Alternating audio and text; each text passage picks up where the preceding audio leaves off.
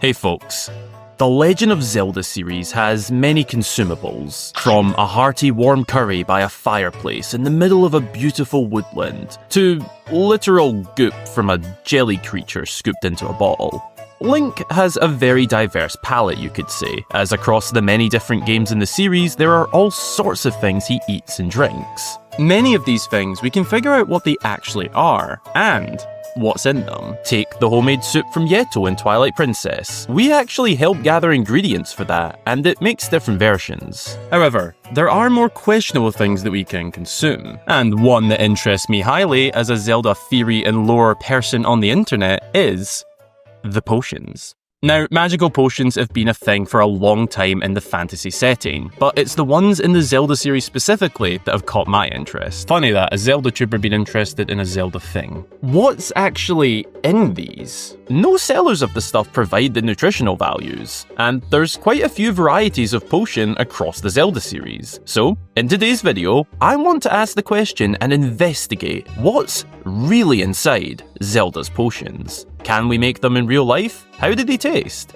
Well, sit back, get comfy, and as always, folks, be sure to go and grab yourself a delicious snack and drink, folks. Subscribe if you haven't already for lots more fabulous Zelda content from myself. And let's get into this one.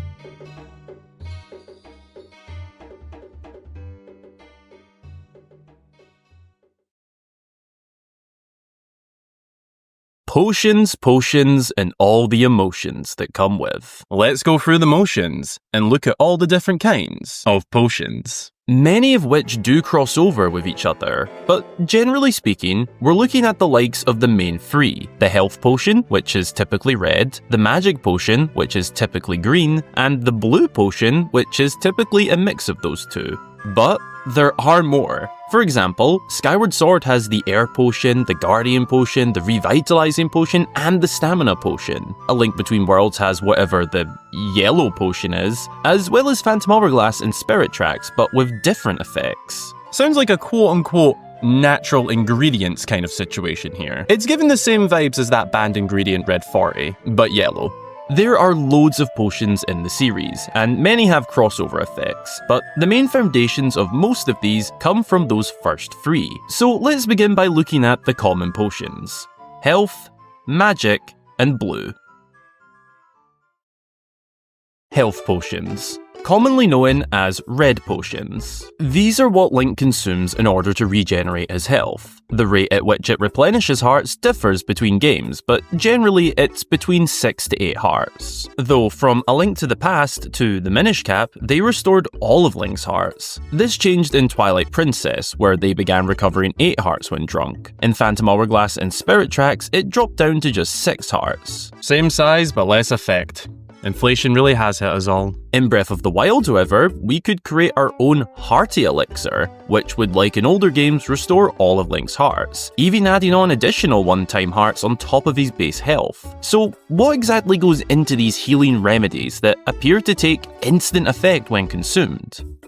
Well, if we look at the elixir from Breath of the Wild, that'll give us a good start. Now, I couldn't find a definitive answer on if there is a difference between potions and elixirs, but from my understanding, they are often used as interchangeable words. However, I believe potions to have more of a magical and whimsical vibe to them, and elixirs a more medical and specific purpose to them. I'm still not really sure if I'm being honest, so let's move on. To make the Hearty Elixir in Breath of the Wild, you need one of either a hearty blue shell snail or hearty lizard. Either works. And then some sort of monster part. This gives you a Hearty Elixir. Pretty straightforward, right? Now, we could leave that there, but 1, that's boring, and 2, let's say there is a difference between elixirs and potions, as well as the fact that the ingredients used in Breath of the Wild are not things we can necessarily collect or even find in older games. Remember, the Zelda timeline takes place over thousands of years, and Breath of the Wild in particular takes place even further ahead. The ingredients used, whether it be plants, animals, or something else, can totally change over that time. For the sake of the video, let's think about some other things that could be making up these health potions. The details that stand out to me with health potions are their ability to instantly recover health, even directly after battle or near death. We see this with Link himself, of course, but also other characters. A notable example can be seen in Majora's Mask. On the way to the game's first dungeon, Link must bring an injured Koyume a red health potion as she was attacked and is felt weak, unable to even move. I mean, one swig of this stuff and she's back on the go. My mind jumps to things like adrenaline, morphine, and maybe even immunity boosters. Obviously, this would be some sort of Zelda equivalent, but something to those effects. I could definitely believe them containing monster parts as well, as that seems like a very fantasy thing to do. In the Kakariko Potion Shop, we even see a poster with a Tektite on it, a jar, and some sort of red product. This makes me think that maybe this is a commonly used ingredient in this game. In Granny's Potion Shop, we also see a variety of unknown ingredients and even a mortar and pestle, likely used to grind down ingredients. In the Chew Jelly Juice Shop on Windfall Island in the Wind Waker, we also see what appears to be monster products being used in the creation of these potions, as well as, obviously, Chew Jelly. Speaking of Chew Jelly, this is also a commonly used ingredient in Zelda potions, sometimes even being consumed straight, such as in Twilight Princess. If Link is to scoop up some red Chew Jelly directly from a Chew, it acts as a healing potion, as if the Chew is just a living health potion in jelly form. I mean, can you blame him? This stuff looks delicious. Over the years and years of these potions existing in the Zelda timeline, I'm sure recipes change. The amount of hearts replenished does, so the recipes likely do as well. Health potions are probably the more simple ones to explain. Monster parts, Chew Jelly, and likely other health benefiting ingredients to have similar effects to some of our real world medicine is what I believe goes into them. Magic potions. This is where things get a little more interesting. With magical properties, we don't have as much to compare to in our real world. At least not that we've discovered yet. I'm a big fan of the quote, "Magic is just science we don't understand yet." So maybe one day we'll have something to compare this to. But for now, this is a little unknown to us. Green magic potions were first introduced in A Link to the Past as Medicine of Magic. When drank, this would restore the entire magic meter, which measures how much magic Link can use. It's also surprisingly the cheaper of the two common potions, which makes me think that it may contain more commonly available ingredients. But these are likely no ordinary things. One thing that we know for sure that could contain magical properties is green Chew Jelly. The inventory description for it reads, "There's a gelatinous substance in the green jelly that is filled with magic power, but you can't use it in its current form." So green Choo-Choo's jelly contains magical properties that when brewed correctly can create a magical boosting potion. However, this ingredient isn't available in every game. This is just the case in the Wind Waker. In the likes of Ocarina of Time, there must be other ingredients involved as we don't see any green Choo-Choos appear. My mind wanders towards other magical things in the game, such as fairies and great fairies. I'm not saying that they create these potions, but I believe part of them may be in the process. Perhaps some sort of fairy dust, essence, or I can't believe I'm saying this, but whole fairies. They contain magical properties that, when consumed or in the presence of, directly heal Link, but perhaps there's other ways to use these properties. In this case, to enhance magical abilities. You could also say that perhaps some sort of magic roots are foraged and used in their creation. As for the other game the green magic potion appears in, Majora's Mask, it's an easy explanation like the Wind Waker for the base ingredient. Green Choo-Choos are in this game, and visibly carry magic inside them. Yeah, that's literally the explanation here. Blue potions. A good way to describe this one is a sort of jack of all trades. In most appearances, this potion replenishes Link's magic fully, and most, if not all, his hearts. It's a hybrid potion combining health and magic potions. Though, when you mix red and green, the colour that you get is not blue, rather a sort of brown mud colour. So at the very least, there must be something added in to give it its blue colour. I'd imagine this is done because I can't imagine brown muddy looking water would sell well, especially if you're telling people it's a healing magic potion. Yeah, no. There is likely some sort of plant or berries added in to dye the liquid and give it a nicer look, but otherwise, these are just a straight mix of health and magic potions. An interesting little fact about this blue potion is that they do appear in 2 Zelda games that don't actually feature the magic meter. In the Minish Cap and Twilight Princess, you can find blue potions, but they only recover hearts in these games. Bonus interesting fact. On the back of the Twilight Princess box, we actually see a screenshot that does feature a magic meter. It's believed that during development this was going to be a part of the game, but was later cut out. However, in the game, under very specific circumstances, you can acquire green chew jelly. This is done by allowing a yellow and blue chew to merge, creating a rare green chew. This is only present in the Wii and Wii U versions, though consuming it doesn't do anything, as there is no magic meter. And in the Wii version, there isn't even a little description when you scoop it, like when you scoop up other chews. In the Wii U version, however, it appears the developers purposely left this little secret in as they added a fun description. Shout out to an old Hyrule Highlights video by Zelda that taught me that fact. Yellow potions. These are an uncommon type that only appear in a few games. Not to be confused with lantern oil or yellow chew jelly, which we see in Twilight Princess, both used to fuel Link's lantern, not to be drunk. Please, don't drink it. I know the fascination some of you Zelda Twitter people have with consuming things from these games. Please do not do this. Don't even think about it.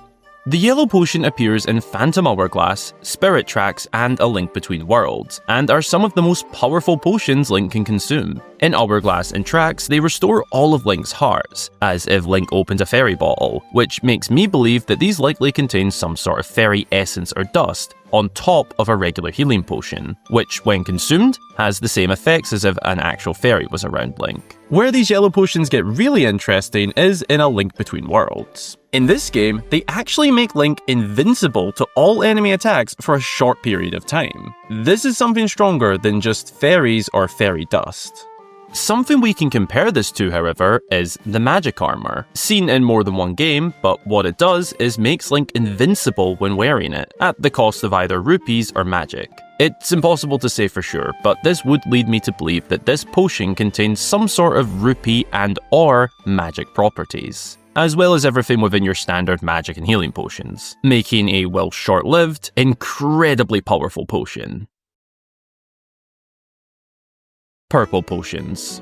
Another less commonly seen type that can be found in the same 3 games, but in Phantom Hourglass and Spirit Tracks it replenishes 8 hearts, but can also revive Link if he falls in battle. Once again, much like if Link is carrying a fairy on him, once again, making me think this definitely has some sort of fairy essence or dust inside it, as well as your typical health potion ingredients. In A Link Between Worlds, a purple potion does something interesting and honestly unexpected. Consuming it unleashes, yes, unleashes, a powerful attack that hurts all enemies in the vicinity. I'm sorry, what?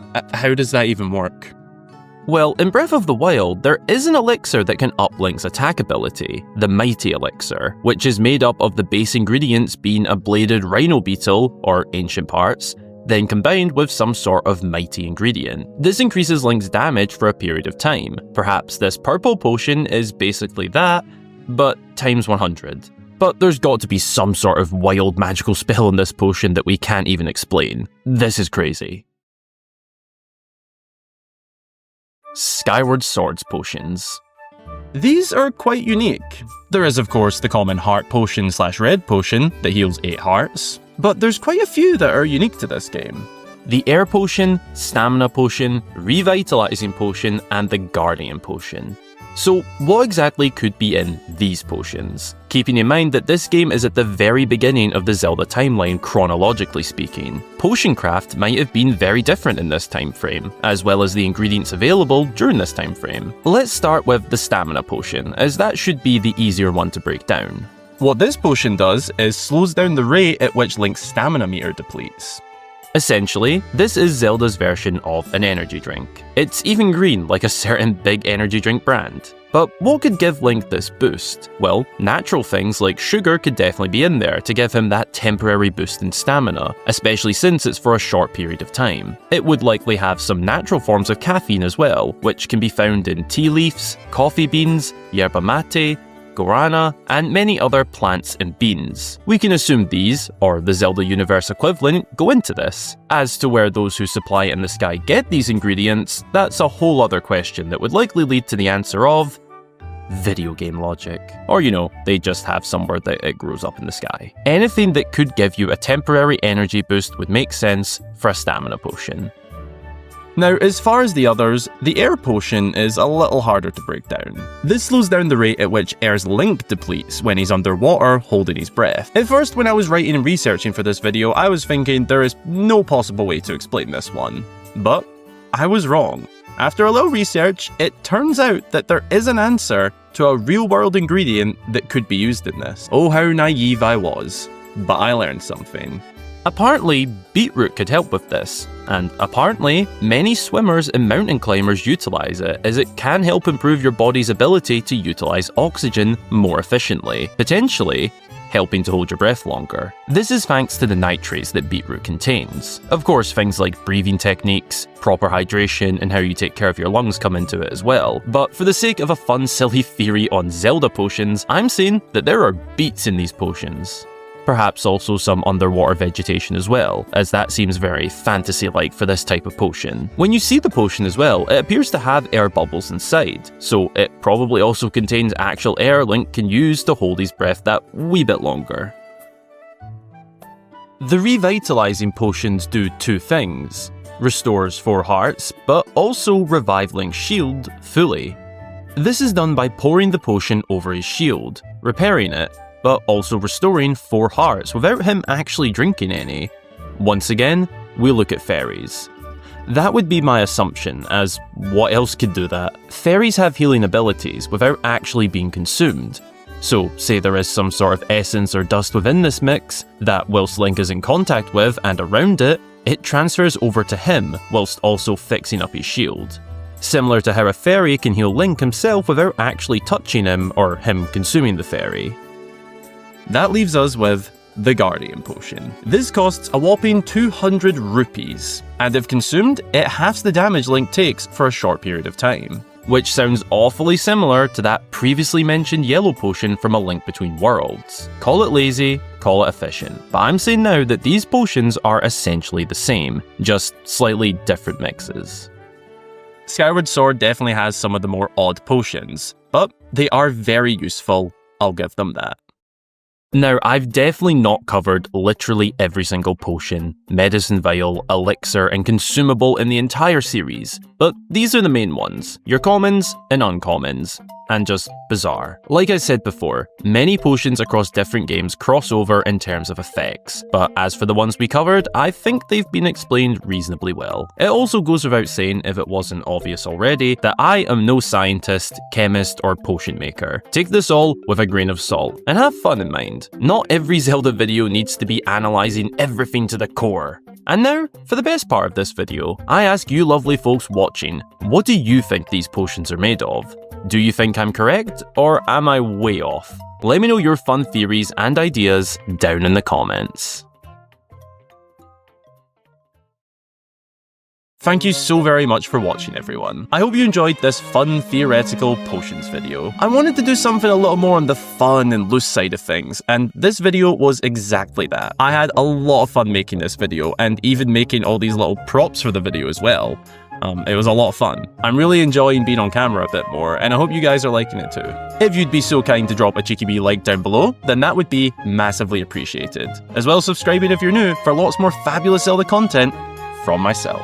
Now, as always, a massive, wonderful, and incredibly appreciative thank you goes to all of my channel supporters across both YouTube memberships and Patreon. With a very special shout out to new supporter on YouTube, Legend of Mads. Thank you kindly for supporting me. I really appreciate it, and welcome to the names on screen. If you'd like to join everyone here at the end of my videos on screen, as well as getting a shout out upon joining and access to my exclusive Inside Scoop vlogs, then consider joining. If you'd like to keep up to date with me and what I'm doing, then follow me on my socials. Oh, and join the Discord server so you can chat directly to myself and many other wonderful Zelda fans. All the links can be found down in the description. Thanks again for watching. I hope you have a fantastic rest of your day or night wherever in the world you are. And until the next time, folks, I've been Hyrule Gamer.